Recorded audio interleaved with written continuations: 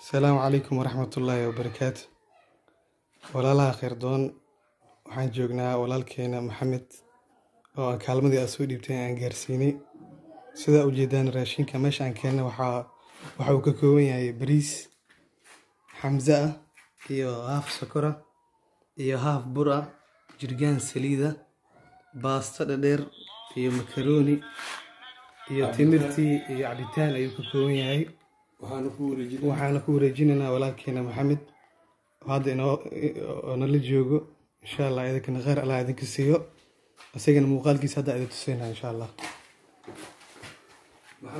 maxamed oo la hadal walaalaha khayrdoon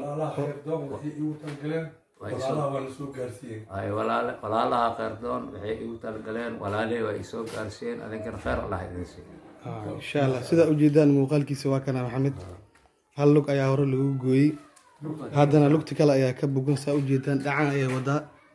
hadda daawooyin yar aan siinaa insha Allah. kule waxa aad kala qayb qaadan kartaan insha Allah. ilaahay idin waafajiyo, idinkana khayr badan Allah idin siiyo. jazaakum Allahu khayran.